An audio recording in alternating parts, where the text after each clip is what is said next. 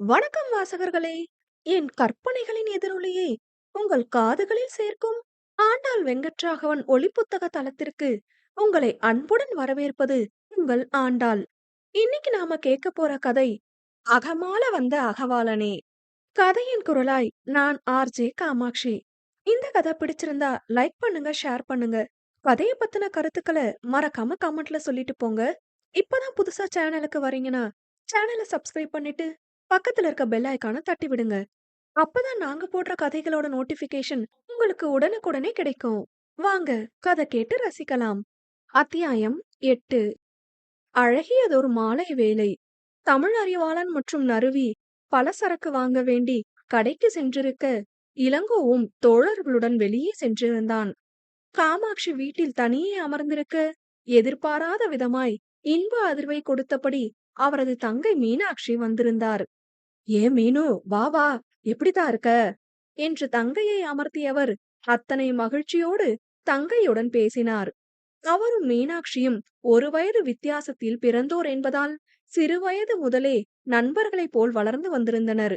இருவரும் புகுந்த வீட்டு சிக்கல்கள், கணவருடனான பிணக்குகளை கூட தங்களுக்குள் பேசி ஆறுதல் தேடிக்கொள்ளும் அளவு நெருக்கமானவர்கள். என்ன காமாட்சி, எப்படி இருக்க என்று அக்காவின் நலன்களை விசாரித்தவர், அப்புறம் மருமக என்ன சொல்றா என்று கேட்க, அவ என்னத்த சொல்ல போறா என்றார். சில நிமிடங்கள் இருவருக்குமே இது குறித்து பேசுவோமா என்று தயக்கமாக தான் இருந்தது. பின் தன் குரலை செருமிய மீனாட்சி, கேக்குறேன்னு தப்பா நினைக்காத காமாட்சி, அந்த புள்ள நல்லா மூக்கு முழியுமா தான் இருக்குது. ஆனா புள்ள தங்காதுன்னு தான் புருஷன் விட்டு புட்டான்னு தெரிஞ்சோம் ஏன் நம்ம புள்ளைக்கு கட்டி வைக்கணும்? வீட்டுக்கு தலைவாரிசு, அவனுக்கு இப்படி பாக்கணுமா? அடுத்த வீட்டு புள்ளைய பேசுற ஆளு நான் இல்ல. ஆனாலும் இப்படி ஒரு புள்ளைய கட்டி வைக்க என்ன அவசியம் என்று வினவ, காமாட்சியின் கண்கள் கலங்கி விட்டது. என்ன காமாட்சி, எதுக்கு கண்ணு கலங்குற என்று மீனா வினவ, எனக்கு மட்டும் என்ன ஆசையா மீனு? நானும் இவன் இந்த புள்ளைய தான் கட்டிப்பேன்னு சொன்னதும் பிடியா மறுத்தேன். ரெண்டாம் தரமா புள்ளைய குடுத்தியான்னு யாரும் என்கிட்ட கேட்டா என்னால அதை தாங்கிக்க முடியாதுன்னு சொன்னதுக்கே அந்த குதி குதிச்சான். இதுல அவளுக்கு குழந்தை வேற தங்காதுங்கவும் சுத்தமா விருப்பமே இல்ல என்று கண்ணீரை துடைத்தார். அப்புறம் ஏன் காமாட்சி என்று மீனாட்சி வினவ, சேலையில் தன் வாயை பொத்திக் கொண்டவர், நம்ம பக்கமும் குறை இருக்கே மீனு, என்னது செய்ய என்று வெம்பினார். என்னத்தா சொல்ற, ஒன்னும் புரியலையே என்று மீனாட்சி கேட்க, குறை என் புள்ளைக்குமில்ல இருக்கு என்று கதறலாய் கூறினார். ஆத்தா என்று மீனாட்சி நெஞ்சில் கை வைத்துக் கொள்ள, நான் முடியவே முடியாதுன்னு சொன்னப்பதான் அவனுக்கும் குறை இருக்கிறதையே சொன்னான். பொய் சொல்லாதடான்னு அடிச்சு உண்மையதான் சொல்றேன்னு சத்தியம் செஞ்சான். நெஞ்சே வெம்பி போச்சுடி.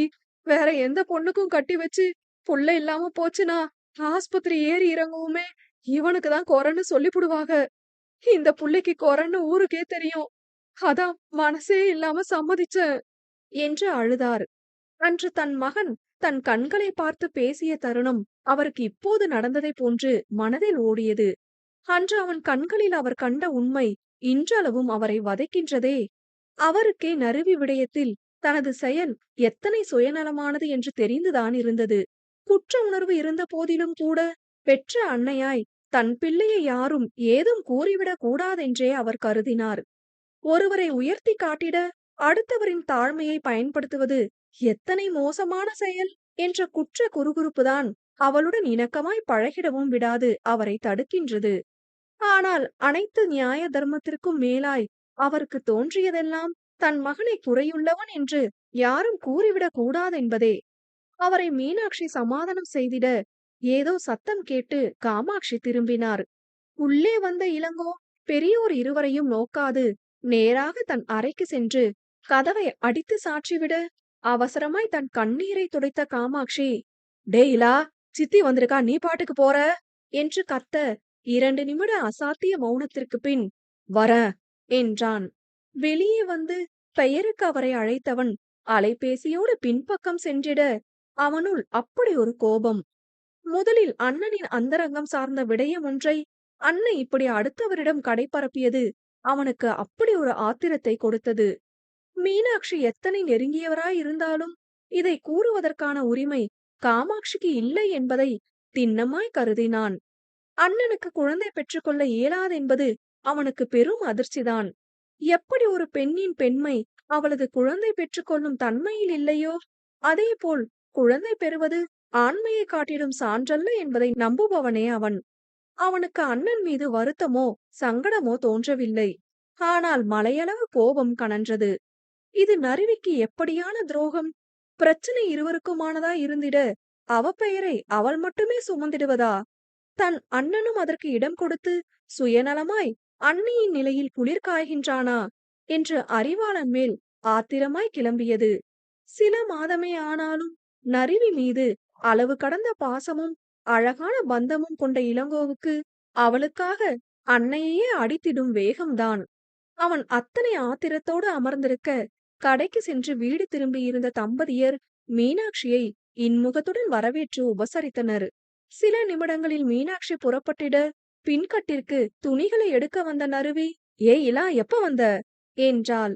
அவளை பரிதவிப்பான விழிகளுடன் ஏறிட்டவன் தன் அருகே அமர்த்தி கொண்டு மடியில் தலை சாய்க்க இயல்பாய் அவன் தலை கோதி, என்னடா பசங்க கூட எதுவும் சண்டையா என்றாள். ஏதும் பேசாது அவன் மௌனம் காக்க அவனுக்கு கூற விருப்பமில்லை என புரிந்து கொண்டவளாய் மௌனமாய் தலை கோதினாள். வாங்கி வந்த சாமான்களில் குளியலறை சார்ந்த பொருட்களை பின்கட்டில் இருக்கும் அலமாரியில் வைக்க வந்த அறிவாளன் இருவரும் இருக்கும் நிலை கண்டு மென்மையாய் புன்னகைத்தான். இலா தாயாய் தன் அண்ணியின் மடி சாய்ந்து கதை அளக்கும் காட்சிகள் அவ்வீட்டில் சற்றே வாடிக்கையாகி போன செயல் என்பதே. அதை அறிவாளனும் மனமாற ரசிப்பதும் உண்டு. அதே ரசனையான புன்னகையுடன் அவன் அவற்றை வைக்க உள்ளே காமாட்சி சமையல் வேலைகளை துவங்கியதன் அடையாளமாய் கேட்ட பாத்திரங்களின் ஓசையில் இலாவிடம் கூறிக்கொண்டு நறுவி சென்றாள். பொருட்களை அடுக்கிவிட்டு தம்பியின் அருகே வந்தமர்ந்த அறிவாளன், என்னடா ஏன் ஒரு மாதிரி இருக்க என்று கேட்க இளங்கோ இறுகிய நிலையில் அமர்ந்திருந்தான். இலா என்று அறிவாளன் அவன் தோள் தொட சட்டென அதை தட்டி விட்டவன் எழுந்து நின்றான்.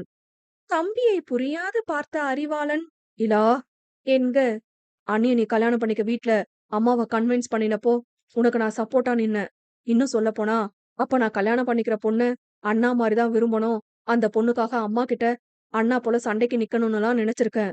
ஆனா இப்ப சொல்றேன்னா, சத்தியமா உன்னை போல இருக்க மாட்டேன் என்று ஆவேசமாய் கூறினான்.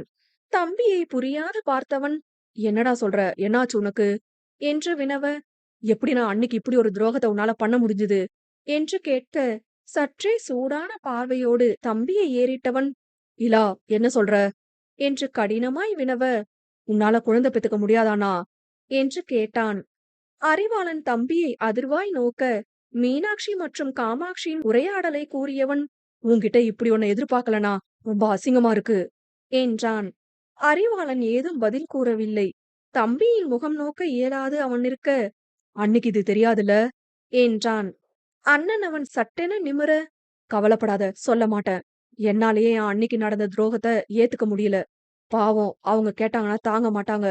அதுக்காக வேணும் இதை மறைச்சுதான் ஆகணும் என்று கூறிவிட்டு விறுவிறுவென உள்ளே சென்றான். செல்லும் தம்பியை சிகப்பேறிய விழிகளுடன் பார்த்த அறிவாளன் தொப்பென்று அங்குள்ள மேடையில் அமர அவன் மனம் ரணமாய் துடித்தது. தம்பி வீசி சென்ற வார்த்தைகள் கத்தியாய் குத்தி இருந்தாலும் பிடுங்கி எறிந்திருப்பான். அவை நங்கூரமாய் அல்லவா பதிந்து கிடக்கின்றன. கண்கள் கலங்க துடிப்பதை உணர்ந்த அறிவாளனுக்கு மனதில் இனம் காண இயலா பாரம். அப்படியே அமர்ந்திருந்தவன் நறுவி உணவுண்ண அழைத்திடவே உள்ளே சென்றான். இளங்கோ தன்னை நிமிர்ந்து பார்க்க விரும்பாதவனாய் அமர்ந்திருப்பதை வலி நிறைந்த விழிகளோடு பார்த்தவன், நவி பசிக்கல, நான் படுக்க போறேன் என்று கூற, ஏங்க உடம்புக்கு முடியலையா என்றாள். இல்லம்மா, வயிறு மந்தமா இருக்கு என்றவன் தங்கள் அறைக்குள் சென்றுவிட, என்னாச்சு, நல்லாதானே இருந்தாங்க என்று முணுமுணுத்தவளாய் மற்றவர்களுக்கு உணவிட்டு தானும் உண்டு முடித்தாள். நறுவி அவனுக்கான மோரை மட்டும் எடுத்துக்கொண்டு உள்ளே வர கட்டிலின் சாய்ந்து அமர்ந்தபடி ஒற்றை கரத்தை நெற்றியில் வைத்து கண்களை மூடியிருந்தான்.